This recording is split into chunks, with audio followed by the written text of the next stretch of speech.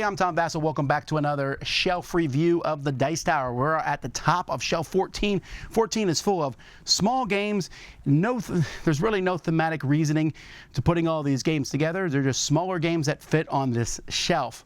So let's start here at the top corner. We have Nova Luna. A lot of people really like this game.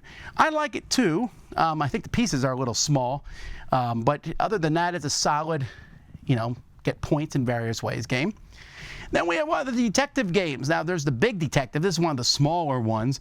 This is easier for convention purposes, so I could see people pulling this one out other than the big detective, which requires internet connection and all that stuff. Next to that, we have 8-Minute Empires. This is from Ryan Lockett. It's definitely not 8 minutes, but it is a short little empire game.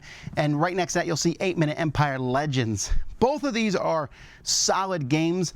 I'm not convinced I need them both in the library, mostly because I don't see a lot of people playing them all the time.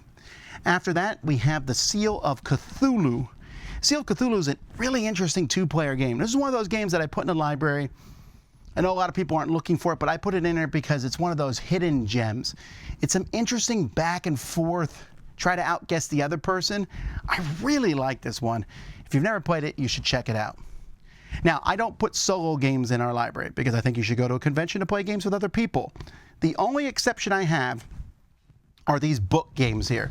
So you can see there's a whole pile of these book games. Now, some of them, you could play it with somebody else, and that's why they're in the library. They kind of work best solo, but I figured you might want to just pull a book out and sit at a table and mess with these. But they're like graphic novels, choose your own adventure, but with puzzles and stories in them. They're really good. Then we have Harvest from Tasty Minstrel Games. Now, Harbor is a game a lot of people like from Tasty Minstrel. I despise it, but I think Harvest is a nice, simple worker placement style game that's really underrated. There's a lot going on, and it doesn't take very long. Then we have the two Choose Your Own Adventure games. We have House of Danger, which is fantastically insane.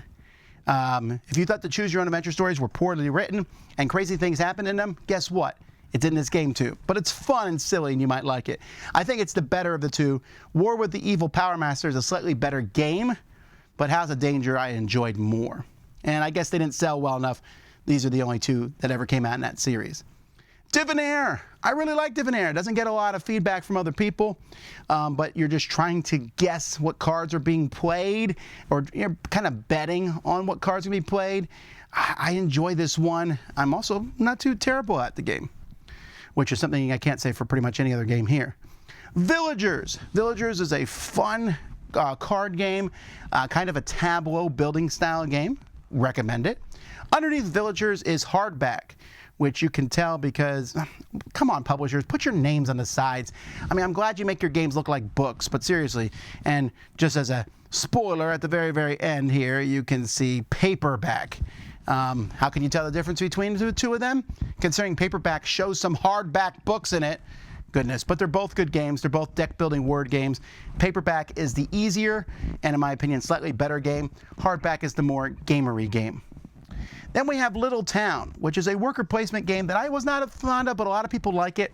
I think it might work better for kids, but it's a very, very light worker placement game. Indulgence is a great trick-taking game, one of my favorite trick-taking games, where shooting the moon is something that you can actively try to do. It's fantastic, and it has a kind of an odd theme, but I like it. Eternal, blah, blah, blah, blah, blah, whatever the rest of those words are, I can't read them. This is from the Dire Wolf people who gave us Clank and Dune Imperium. This is the redheaded stepchild of that group. It's fine, not fantastic. I don't think it will be in the library very long. Draftosaurus, fantastic game. I think I put both expansions in there. A simple game where you draft dinosaurs. It's really fast. This one will be in the library for a while. And then Shards of Infinity, which, by the way, is very similar to Eternal. Shards of Infinity is similar to many deck-building games where you attack other people. What's your favorite game on this shelf? Let me know in the comments.